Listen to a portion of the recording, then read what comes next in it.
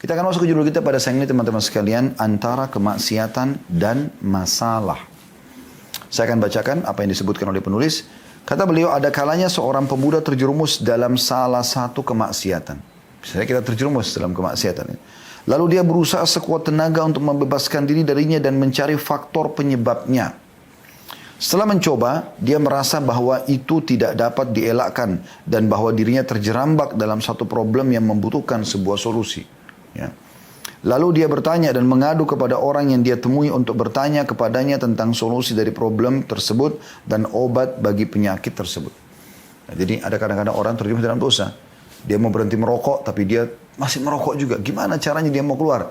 Maka umumnya orang akhirnya bertanya pada orang lain. Kira-kira seperti apa? Mungkin orang yang berpengalaman atau mungkin seorang ustadz. Dia tanya, kira-kira seperti apa nih? Saya bisa keluar dari kemaksiatan saya ini. Pada suatu hari, tukang pos, kata beliau, ya, membawa sebuah surat dari seorang pemuda yang mengadu karena dia terjerumus dalam suatu kemaksiatan. Maksudnya, tukang pos membawa sebuah surat yang dia berikan kepada si penulis ini ya. Syekh Abdullah Ad-Duwaish ini ya. Dia atau tepatnya Muhammad bin Abdullah Ad-Duwaish ya. Pada suatu hari tukang pos membawa sebuah surat dari seorang pemuda yang mengadu karena dia terjerumus dalam sebuah kemaksiatan. Dia berkeluh kesah anak muda ini kepada Syekh Muhammad bin Abdullah ini, bagaimana caranya saya keluar dari kemaksiatan ini. Saya menulis sebuah surat panjang untuknya yang di dalamnya berisi apa yang saya lihat sebagai solusi syar'i baginya. Lalu dia mengirim surat kepada saya sebagai ucapan terima kasih dan penghargaan. Beberapa bulan kemudian, tukang pos membawa surat lain untukku dengan tulisan dan problem yang sama, tetapi dengan nama yang lain. Ya. Akhirnya, saya tahu bahwasanya dia orang yang sama. Dan saya katakan kepadanya, dia mempunyai solusi yang tersimpan dalam satu hal, yaitu keinginan yang sungguh-sungguh dan tekad yang benar untuk meninggalkan kemaksiatan tersebut. Jadi Syekh Muhammad menceritakan tentang masalah, dia pernah mendapatkan sebuah surat dari tukang pos, anak muda menyebutkan namanya, menyebutkan maksiat yang dia lakukan dan dia minta solusinya. Lalu diberikanlah saran. Beberapa bulan kemudian, ternyata setelah itu dibalas suratnya ucapan terima kasih. Kemudian, tentu ini cerita sebelum ada handphone ya, di masa-masa pada saat orang masih banyak menggunakan surat pos gitu.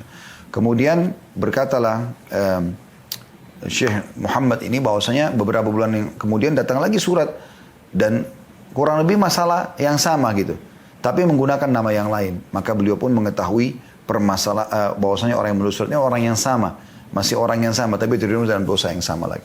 Maka beliau pun akhirnya memberikan gambaran bahwasanya sesungguhnya solusi yang terbaik dalam meninggalkan dosa yang sedang Anda lakukan adalah tekad dan kesabaran. Itu yang dibutuhkan sehingga Anda bisa meninggalkan dosa yang sedang Anda lakukan itu.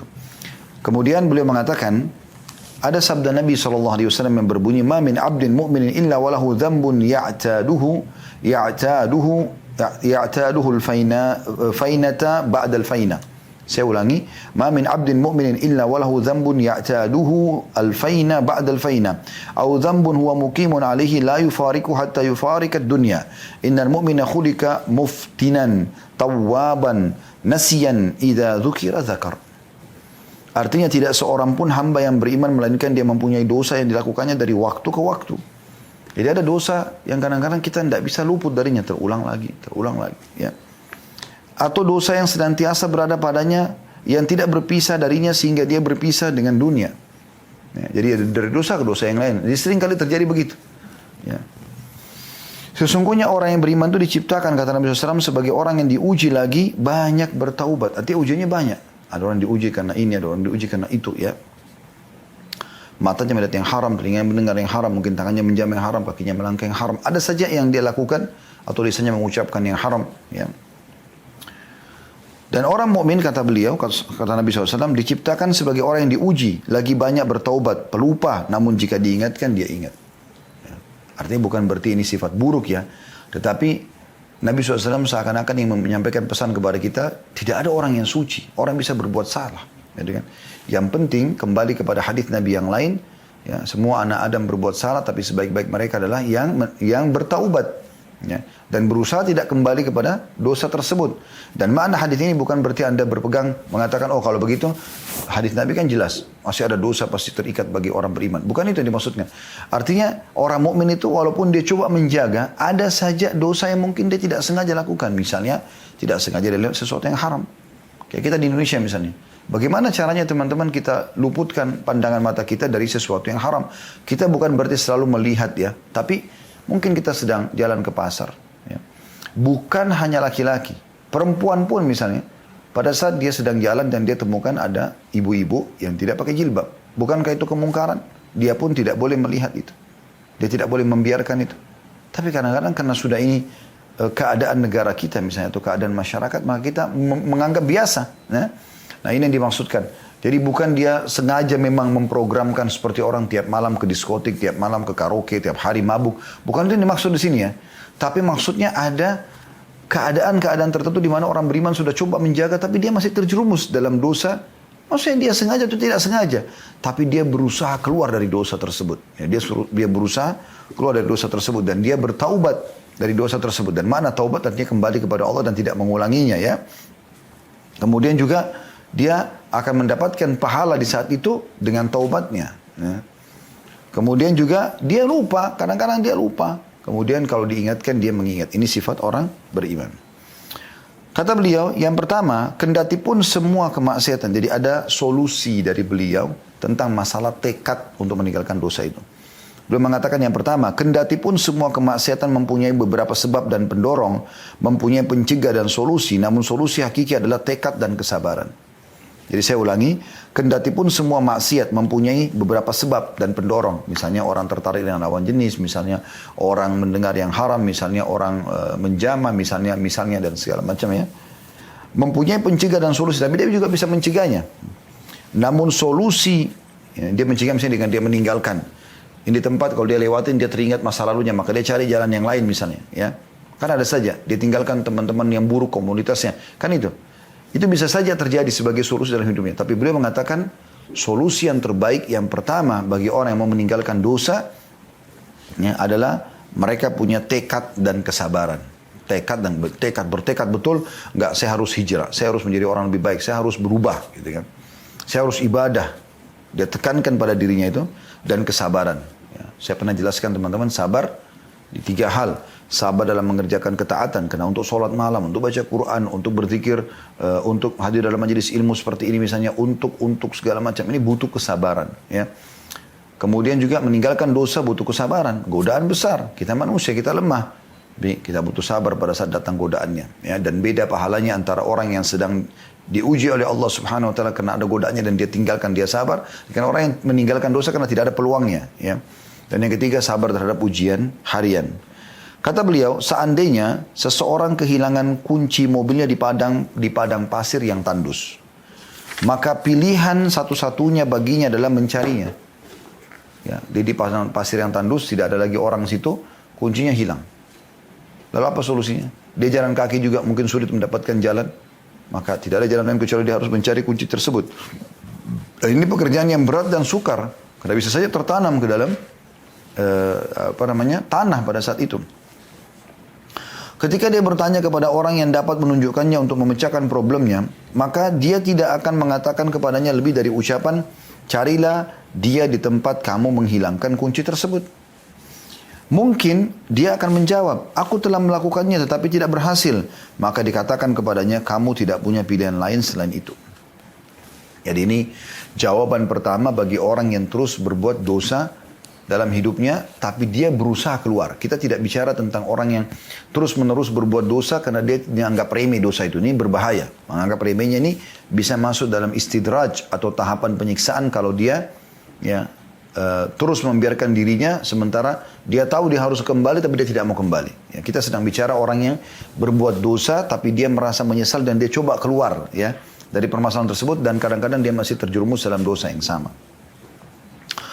Jadi yang pertama tekad dan kesabaran. Bagaimana kita bertekad, saya bertekad saya tidak akan mengulangi. Lalu dia bersabar, dia kontrol dirinya. Walaupun dia ingin sekali. Dan yang kedua, orang muslim mengetahui dengan yakin bahwa Allah Ta'ala tidak mengharamkan baginya kecuali apa yang dia sanggup meninggalkannya. Artinya apa yang Allah haramkan ini sebenarnya kita bisa tinggalkan. dan tidak mewajibkan kepadanya kecuali apa yang dia sanggup melakukannya. Ini poin perlu digarisbawahi ya. Jadi Allah tidak membebankan apa yang haram itu kecuali memang kita mampu meninggalkannya. Seperti misalnya teman-teman Anda pergi karaoke, pergi ke diskotik, kan Anda mampu sebenarnya untuk tidak ikut. Bisa kan gitu. Anda diajak untuk melakukan minum khamr, minum keras, Anda bisa sebenarnya meninggalkannya. Bukan tidak bisa. Cuma butuh sedikit tekad dan kesabaran gitu ya. Begitu juga Allah tidak bebankan satu kewajiban kecuali Anda sanggup melakukannya seperti sholat 5 waktu, puasa Ramadan, dan sudah pernah kita jelaskan begitu mudahnya sebenarnya mengerjakan ibadah-ibadah ini. Hitungan menit saja, gitu kan? Kalau sholat misalnya, kalau zikir misalnya, kalau berdoa misalnya. Begitu juga dengan puasa, hanya setahun sekali walaupun sebulan, 11 bulan Anda tidak diwajibkan puasa. Ini kita bicara masalah hal yang diwajibkan ya. Begitu juga dengan zakat setahun sekali dan bagi yang mampu. Haji sekali seumur hidup bagi yang mampu. Selama perkara itu haram kata beliau, maka Anda pasti memiliki kemampuan untuk meninggalkannya. Ya, ini perlu ditanamkan dalam diri. Tidak ada sesuatu yang berat untuk kita meninggalkan dosa itu gitu. Dan selama itu wajib, maka Anda pasti memiliki kemampuan untuk melakukannya. Jadi Allah begitu memberikan. Kalau Allah haramkan sesuatu, maka Allah berikan kita kemampuan untuk meninggalkannya. Kalau Allah bebankan kewajiban, Allah juga memberikan kemampuan untuk melaksanakannya. Itu penting untuk digarisbawahi. Ya. Jadi jangan selalu bilang syaitannya kuat nih. Enggak, itu enggak benar. Syaitannya lemah. Karena Allah mengatakan inna kaida syaitani kana dhaifa. Syaitan itu lemah. Ya. Jadi yang bergejolak dalam jiwa ini yang harus kita kontrol. Iblis pada saat dia tidak mau sujud kepada Adam. Kan kita tahu sekarang pimpinan syaitan iblis. Baik, pada saat itu siapa yang goda iblis? Dirinya sendiri bergejolak. Karena jiwa ini kan ada cenderung pada kebaikan, cenderung pada keburukan. Tinggal bagaimana kita bertekad dan mengontrolnya. Kita punya tali kekangan untuk memegangnya gitu ya. Begitu juga dengan kewajiban. Pasti Anda mampu mengerjakannya. Allah berikan Anda potensi untuk itu. Kecuali apabila seseorang sampai pada keadaan benar-benar terpaksa. Maka ketika itu beban syariat tersebut gugur darinya. Misalnya dia wajib sholat berdiri. Tapi pada saat itu dia sakit, dia nggak bisa. Maka gugur sholat berdiri. Dia bisa sholat duduk. Duduk nggak bisa, dia bisa baring misalnya. Kan gitu. Ramadan, lagi dia musafir, sakit. Dia boleh ganti di hari yang lain. Kan gitu. Atau misalnya dia hilang akal, gila, ya kan? Gugur darinya syariat, sampai dia sadar. Sebagaimana orang tidur, sampai dia bangun. Sabda Nabi SAW, rufi al-qalam an thalatha. Diangkat pena catatan amal, ya, amal baik dan juga dosa itu dari tiga orang. Ya. Anil majnun hatta yafiq, orang gila sampai dia sadar. Anis sobi hatta yahtadim, anak kecil sampai dia balik. Wa anin naim hatta yastayqid, dan orang tidur sampai dia bangun. Ya. Kemudian yang ketiga, bedakan antara sesuatu yang sulit dan sesuatu yang mustahil. Sulit berarti Anda bisa, mustahil berarti memang Anda tidak bisa gitu kan. Antara sesuatu yang berat Anda tinggalkan dan sesuatu yang sulit. Beban syariat di dalamnya pasti ada semacam beban bagi seseorang hamba, tapi itu adalah beban yang dia sanggupi. Karena Nabi SAW sudah mengatakan, hujibatin naru bisyahawati wa hujibatin jannatu bil makarih. Neraka itu diliputi dengan syahwat-syahwat, sedangkan surga diliputi dengan hal-hal yang tidak disukai. Hadis riwayat Bukhari dan Muslim. Artinya, sebenarnya Allah haramkan itu mudah untuk ditinggalkan. Allah berikan potensi untuk itu. Dan sesuatu yang Allah perintahkan mudah juga untuk diamalkan. Ya, mudah untuk diamalkan. Jadi kalau Anda berpikir ya, bahwasanya ini dosa, mustahil saya tinggalkan, itu salah. Itu maknanya. Anda pasti bisa tinggalkan. Gitu. Karena Allah tidak haramkan kecuali Anda mampu meninggalkannya. Gitu. Pasti bisa. Cuman bagaimana kembali ke poin pertama, tekadnya. Dan kemudian mulai bersabar. Kata beliau, tetapi seseorang hanya akan diberi pahala karena menjauhi kemaksiatan apabila nafsunya mengajaknya kepadanya. Demikian pula seseorang hanya akan diberi pahala ketika melakukan ketaatan apabila nafsu tersebut membutuhkan darinya suatu amal dan pengorbanan. Ya, subhanallah, dengan orang meninggalkan dosa dapat pahala. Ya. Makanya kata Nabi SAW, man hamma bihasanatin walam ya'malha kutiba lahu hasanatun kamilah. Siapa yang niat mengerjakan satu amal baik, Allah catatkan bagian satu amal baik. Anda mau tidur malam, Anda niat sholat tahajud. Anda tertidur pun tetap dicatatkan satu pahala lengkap. Anda niat keluar rumah mau sedekah, tapi Anda tidak sempat sedekah, Anda akan dapat pahala lengkap sedekah. Anda niat habis mandi pagi, Anda mau sholat duha, Anda mau zikir pagi petang, lalu Anda kelupa, maka juga Anda mendapatkan pahalanya, gitu kan? Fa in amilha kutiba lahu asyru adhafin ila 700 dhifin.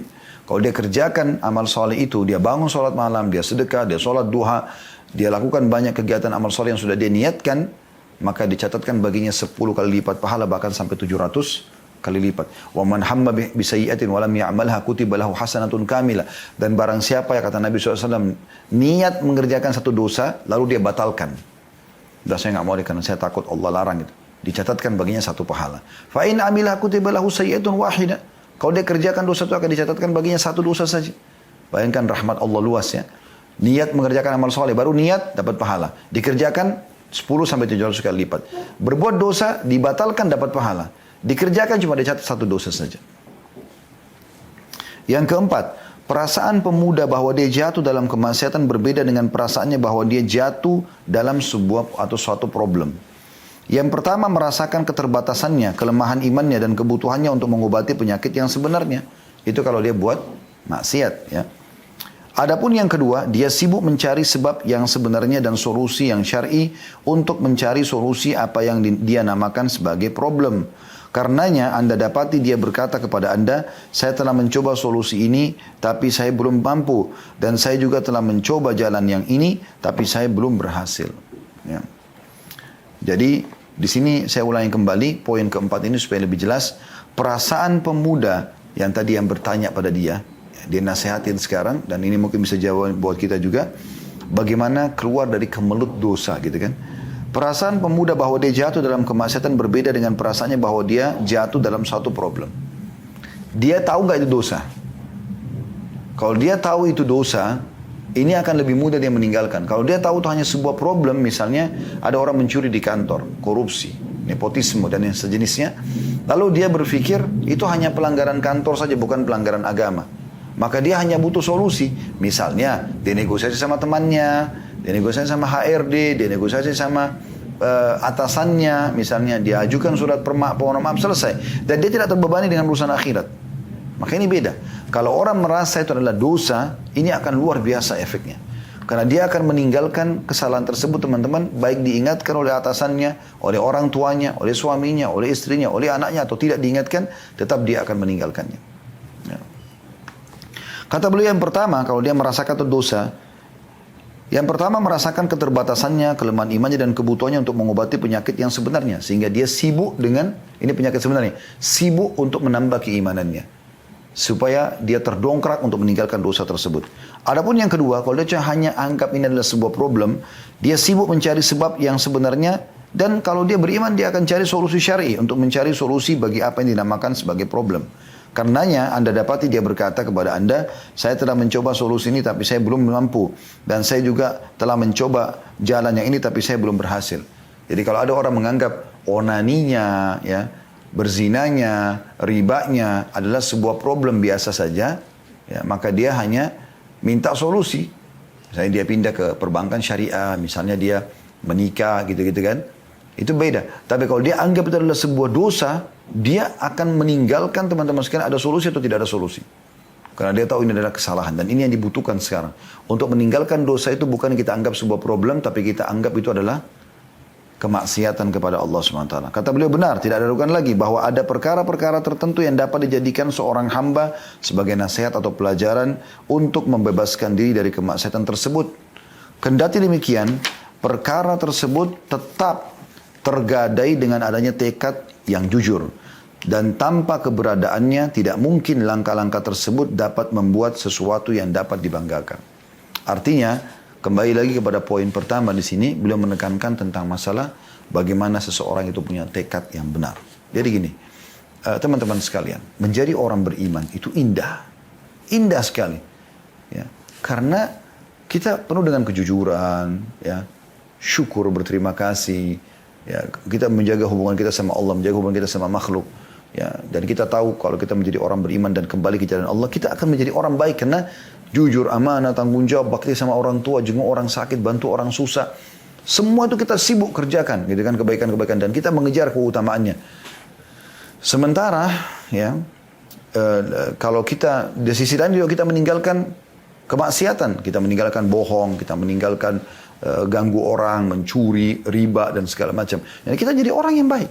Ya.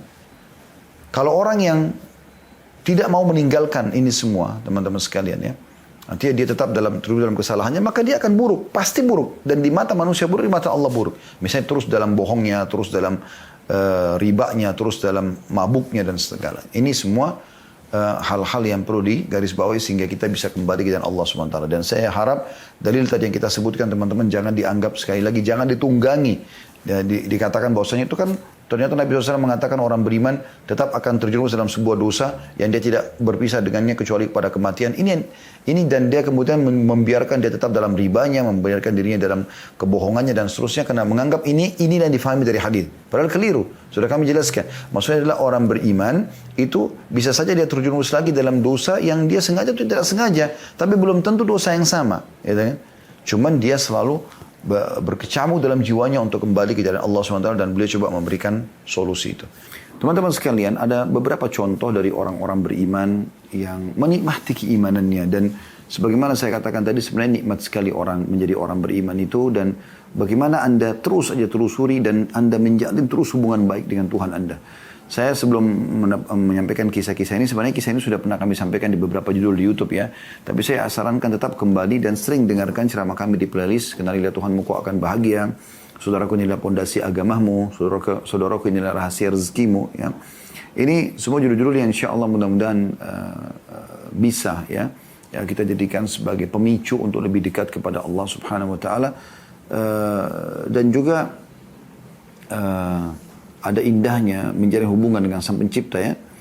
Ada kisah Muhammad bin Sirin rahimahullah, ini kisah sudah pernah kami sampaikan tapi saya ingatkan kembali karena saya sangat tersentuh dengan kisah ini, saya sangat tertarik itu. Muhammad bin Sirin seorang ulama tabi'in yang sangat masyhur dan beliau seorang pengusaha yang sukses gitu. Dan ini satu contoh yang positif ya, bahwasanya seorang dai, seorang ulama ya seharusnya punya kreativitas ya, menunjukkan bahwasanya dia bisa hidup, bisa menjadi contoh bagi masyarakat. Jadi bukan cuma dalam masalah sholat, puasa, ya, tapi dalam banyak hal diantaranya juga berbisnis misalnya, ya. Dia punya tunjukkan yang terbaik dan dia tinggal menguasai kok. Dia tinggal coba belajar ilmunya, ya. Kami coba buka restoran, alhamdulillah, coba dipelajari pelan-pelan dan berhasil, ya. Kita coba buka travel, bukalah sesuatu teman-teman dan coba pelajari sehingga kita bisa punya kreativitas. Dan itu kita dicontohkan oleh banyak orang. Di antaranya Nabi SAW yang pimpinan setiap orang beriman. Bagaimana beliau SAW dari umur 8 tahun sampai 21 tahun, ya, itu beliau menjadi pengembala dan itu pun dibayar jasanya karena beliau mengembala dombanya orang-orang Mekah ya. Jadi kalau kita hitung kurang lebih ini sekitar 11 tahun ya, sekitar 13 tahun beliau menjadi pengembala kambing ya, dari 8 tahun di bawah naungan pamannya Abu Talib setelah kakeknya meninggal Abdul Muttalib sallallahu alaihi wasallam, beliau menjadi pengembala kambing sekaligus upahnya untuk membantu pamannya yang beliau numpang di rumahnya. Kemudian dari umur 21 tahun sampai umur 40 tahun menjadi nabi. Ini lebih lama ya, 19 tahun beliau menjadi seorang pengusaha. Dan ini umur ini yang jarang disentuh oleh banyak kaum muslimin. Ya, mereka melupakan itu. Mereka kebanyakan cuma mengambil sisi dari ibadah Nabi SAW saja dan melupakan bahwasanya beliau terkenal juga sebagai seorang pengusaha yang sukses dan bagaimana beliau banyak memotivasi kaum muslimin agar jangan ya bergantung pada orang kecuali pada waktu keadaan dan waktu tertentu saja. Tapi lebih baik mereka coba berkreativitas. Karena semua orang punya waktu yang sama. 24 jam, punya 2 mata, punya 2 telinga, punya 2 tangan, punya 1 hati dan jantung. Kenapa mereka bisa, kenapa kita tidak bisa? Ya. Harus kita bisa membangun dalam diri kita sebuah motivasi besar, ya, sebuah harapan besar, angan-angan yang positif. Itu boleh dalam Islam, ya, supaya kita menjadi orang yang berhasil ya. Paling tidak kalau Anda mengejar angka 10, mungkin Anda akan dekat dari itu 7, 8, Anda sukses 9 ataupun 10 langsung gitu kan. Dan bagaimana para sahabat Nabi memiliki semangat yang sangat besar dan para salafus saleh juga seperti itu. Nah, Muhammad bin Sirin ini beliau seorang pengusaha yang sukses dan beliau pernah beli 1 kios di pasar. Dan beliau teman-teman sekalian karena beli kios di situ maka orang banyak datang beli juga di sekitarnya. Jadi ramai pasar itu gitu kan. Ini di wilayah Irak ya. Dan beliau terkenal dengan ahli ta'wil mimpi sebenarnya, rahimahullah. Yang jelas Muhammad bin Sirin rahimahullah ini bukalah toko berdagang. Di antaranya beliau jual madu, jual kacang-kacangan, ya, keju dan seterusnya. Nah, satu waktu dan orang banyak membeli toko di sekitar beliau karena kalau Muhammad bin Sirin ya, ada di situ maka mereka mudah untuk konsultasi masalah agama, ya. Dan juga mereka sebagaimana ulama umumnya kita senang melihat mereka, melihat saja sudah kita merasa senang, ya. Sampai kata Ibnu Qayyim rahimahullah ini dalam poin yang lainnya mengatakan kami kalau merasa iman kami lemah kami datang melihat Ibnu Taimiyah, dengan melihatnya saja guru kami sudah merasa bertambah iman karena mereka orang yang dekat kepada Allah Subhanahu wa taala. Yang jelas Muhammad bin Sirin rahimahullah ini juga seperti tanda kutip ya dinobatkan oleh orang-orang pasar, apa yang Muhammad bin Sirin beli mereka beli, terutama dari makanan, ya. Kenapa sih Muhammad bin Sirin ini seperti kalau kita sudah majelis fatwa, ya, kalau beliau lakukan berarti beliau sudah berhati-hati dari hal yang haram. Yang jelas teman-teman sekalian, beliau punya kisah unik, ya. Pernah satu kali ada orang datang belanja di toko beliau dan orang ini karena asyik ngobrol, dia lagi pegang sebuah barang, gitu kan. Dan barang ini harganya 2 dirham, gitu. Maka berkatalah ya, pada saat itu Muhammad bin Sirin pada saat dia mau keluar, wahai saudaraku, barang yang sedang kamu pegang itu belum kamu bayar, 2 dirham itu. Maka kata dia, saya sudah bayar. Kata Muhammad bin Sirin, demi Allah kau belum bayar. Karena kios-kios berdekatan, orang dengar, akhirnya mereka dengar, sumpah Muhammad bin Sirin, ada apa nih, kenapa Muhammad bin Sirin sumpah nih, gitu. Maka orang-orang pada datang semua, lalu orang itu mengatakan, demi Allah saya sudah bayar. Ya, dia sempat mengatakan, demi Allah saya sudah bayar. Kata Muhammad bin Sirin, demi Allah kau belum bayar. Maka orang pada datang lalu mengatakan, kenapa wahai Muhammad bin Sirin, ada apa orang ini? Dia bilang orang ini ngambil barang, 2 dirham yang di tangannya, dia belum bayar. Lalu kemudian, ya, dia mau bawa, maka saya ingatkan kalau dia belum bayar gitu. Dia bersumpah, maka saya pun bersumpah gitu. Ya. Maka kata Muhammad bin Sirin, bayarlah barang itu atau kembalikan di tempatnya, gitu kan? Maka orang-orang di pasar mengatakan, wahai Muhammad bin Sirin, kami bingung dengan ini, kejadian ini. Kemarin, ada kejadian kemarin rupanya, ya. Anda menolak transaksi, ya, dengan keuntungan 40.000 dirham. Karena syubhat, hari ini Anda bersumpah pertahankan 2 dirham. Nah, kita masuk dulu ke kisah. Ada apa sih kemarin ini? Rupanya ada orang datang membawa keju. Zaman dulu transportasinya unta, ya. Mereka bawa di atas unta di kiri kanannya ditaruh keranjang besar, diisilah. Keju itu banyak sekali, sekian banyak. Dibawa ke pasar tersebut dan orang pedagang ini tahu kalau dia jual kepada Muhammad bin Sirin dan Muhammad bin Sirin beli, orang pasar akan beli semua nanti, gitu kan. Walaupun mereka orang-orang pasar ini menunggu Muhammad bin Sirin beli, lalu Muhammad bin Sirin boleh jual sama mereka. Walaupun dinaikkan harganya, mereka mau beli gitu kan.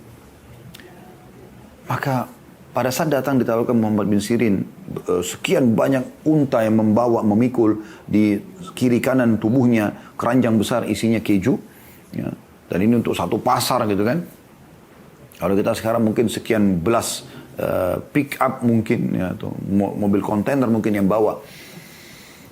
Maka dia mengatakan, saya mau tawarkan kepada anda wahai Muhammad bin Sirin, keju ini silakan anda beli. Saya akan jual kepada anda harganya sekian, ya. Anda bisa jual harga sekian dan orang pasar masih bisa jual dengan harga sekian karena di luar sana harganya begini. Jadi bisa dengan sampai 3 harga begitu, ya. Muhammad bin Sirin beli dengan harga tertentu, Muhammad bin Sirin boleh jual di pasar, sudah dapat untung. Dan orang pasar masih bisa jual lagi kepada masyarakat umum seperti ini. Dan itu tidak akan kalah dengan harga pasar keju di pasar-pasar umumnya. Maka pertanyaan pertama Muhammad bin Sirin kepada orang tersebut, saya siap beli, tapi dengan syarat saya mau tanya, apakah kejumu ini halal? Itu pertanyaannya. Apakah kejumu ini halal?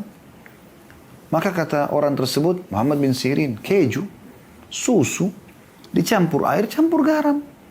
Keju, gitu. Apa sih? Ada masalah apa? Kata beliau, keju yang kau bawa ini bukan dari wilayah kaum muslimin. Bukan orang Islam yang buat. Maka mereka biasa menggunakan lemak hewan yang bisa saja haram. Atau hewan bangkai. Lemak bangkai. Dan itu haram dalam Islam. Ya, untuk membuat dia lebih kenyal, lebih tahan lama dan seterusnya. Maka kata dia, saya tidak tahu soal itu. Kata Muhammad bin Sirin, kalau begitu saya tidak mau beli. Hanya karena syubhat. Padahal jelas kalau Muhammad bin Sirin ini tidak menggunakan keimanannya. Bukan orang yang saleh, teman-teman. Dia bisa menyalahgunakan itu. Udah, dia beli saja. Ya udahlah, syubhat. Bisa saja halal, bisa enggak. Yang penting saya jual gitu ya. Kemudian beliau jual saja kepada orang pasar, untung kan. 40.000 dirham, banyak sekali keuntungannya gitu. Beliau tolak. Lalu si penjual tadi pergi meninggalkan Muhammad bin Sirin. Maka orang-orang pasar kembali ke kisah tadi mengatakan, kemarin Anda menolak 40.000 dirham. Ya, 40.000 dirham karena syubhat, keuntungan. Dan sekarang Anda bersumpah mempertahankan 2 dirham atas nama Allah lagi. Bagaimana kami memahami ini? Dengarkan jawaban orang-orang beriman, teman-teman sekalian. Dia tidak pikirkan dirinya sendiri, tapi dia pikirkan juga saudaranya muslim. Ya. Sebagaimana kita sudah jelaskan pada pertemuan bab yang lalu ya, bagaimana kita tidak boleh menolong syaitan, dan tadi sudah kita ingatkan di awal materi kita supaya jangan lupa perkataan Abdullah bin Mas'ud dan perkataan Abu Darda radhiyallahu anhu ajma'in. Bagaimana ya kita jangan menolong syaitan untuk menyesatkan saudara kita. Maka kata Muhammad bin Sirin, iya, saya bersumpah atas nama Allah. Karena kalau dia bawa barang tersebut dia tidak bayar, maka Allah bisa hukum dia dengan itu. Maka saya bersumpah agar jangan saudara saya yang terjerumus dalam siksa Allah. Ya, jadi bukan dia tidak mau memberikan sedekah, bukan. Tetapi karena permasalahan ini. Itu kan luar biasa gitu. Ya. Dan sekian banyak kisah orang-orang soleh, teman-teman. Dan ini kisah Muhammad bin Sirin. Kalau Anda mau kembali, Anda bisa dengarkan ceramah kami, indahnya menjalin hubungan dengan Sang Pencipta Allah ya. Ada kisah beliau dengan dengan masalah madu juga ya, yang beliau buang hanya karena kasus ya dimasuki tikus ya. Itu mungkin saya tidak ulangi lagi karena melihat waktu. Tapi ada nasihat beliau yang menarik ya. Beliau sempat mengatakan untuk menasihatin seseorang anak muda, yang anak muda ini sibuk pada saat itu mencaci maki Hajjaj bin Yusuf. Siapa Hajjaj bin Yusuf ini? Seorang pemimpin zalim pada saat itu. Siapa yang tidak cocok sama dia dihukum mati. Jahat sekali gitu. Ya, terkenal ini Hajjaj bin Yusuf di zaman itu. Yang jelas teman-teman sekalian, dan dia banyak membunuh ulama. Ulama yang terakhir dia bunuh adalah Sa'id ibn Jubair rahimahullah, seorang ulama besar. Ya. Yang ini dia berdoa kepada Allah mengatakan, ya Allah, janganlah engkau jadikan ada korban lagi di tangan Hajjaj setelah aku. Dan hukumlah Hajjaj sebagaimana dia bunuh aku, seperti dibunuh dengan 1000 kematian. Maka setelah dia mati, Sa'id bin Jubair rahimahullah, Hajjaj selalu setiap malam tidak bisa tidur dan selalu teriak mengatakan, Sa'id membunuhku dengan 1000 bunuhan. Sampai dia meninggal dalam keadaan seperti itu. Yang jelas teman-teman, ada orang mencaci maki Hajjaj ini. Maka begitu Muhammad bin Sirin lewat, lalu dia pegang tangan orang itu. Apa yang dia katakan? Padahal Hajjaj orang zalim pada saat itu ya. Tapi perhatikan bagaimana para salafus saleh melalui hidup mereka dengan keimanan, dan bagaimana nikmatnya iman itu mengontrol dan mengawasi perilaku dan sikap seseorang. Dia mengatakan, sah ya bena akhi, diamlah wahai saudaraku yang tadi sedang caci maki Hajjaj ini. Fa inna Hajjaj aqbala ila rabbih. Hajjaj yang sedang kau bicarakan ini sedang menuju kepada Tuhannya. Ya, kayak kita di Indonesia, pemimpin negara dicaci maki, pemimpin wilayah dicaci maki, pemimpin perusahaannya dicaci maki. Mungkin ada kesalahannya, tapi seperti itu kurang lebih dicaci maki. Apa kata Muhammad bin Sirin? Ini yang sedang kau caci maki sedang menuju ke Tuhannya. Dia lagi menuju kepada kematian dan akan dihisap oleh Tuhannya. Wa innaka innama taqdumu 'ala Allahi yaumal qiyamah. Dan sesungguhnya kamu juga sedang menuju kepada Tuhanmu, dan kamu akan bersama dia ya, menuju kepada Allah hari kiamat. Satajid anna ahqara dzam min dhunubika asyarru ala nafsika min a'zam fa'alahu Hajjaj. Dan pada saat nanti kau sedang dihisap sama Allah, maka kau akan temukan pada saat itu dosa terkecilmu lebih berat daripada dosa terbesarnya Hajjaj. Di saat kita sedang dihitung atau dihisap oleh Allah SWT. Ya.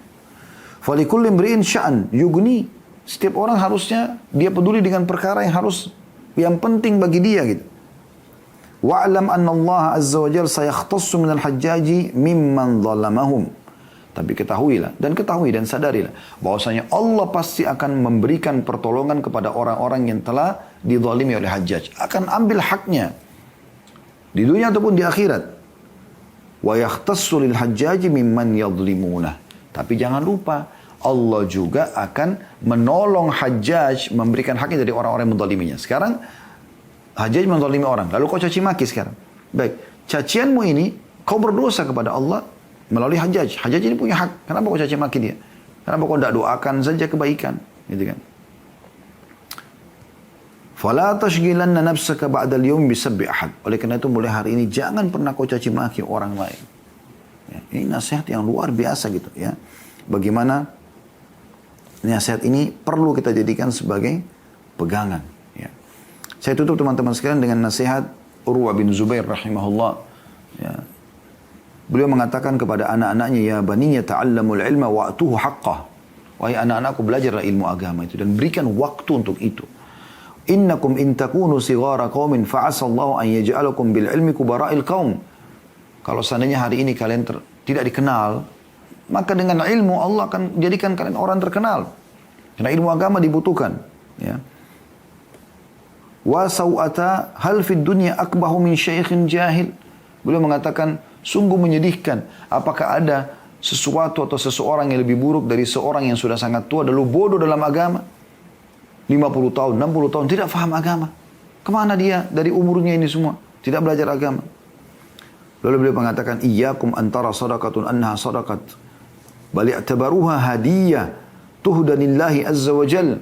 Jangan pernah kalian melihat sedekah yang kalian keluarkan ya adalah sedekah umumnya, tapi jadikan dia sebagai sebuah hadiah yang dihadiahkan, dipersembahkan untuk Allah.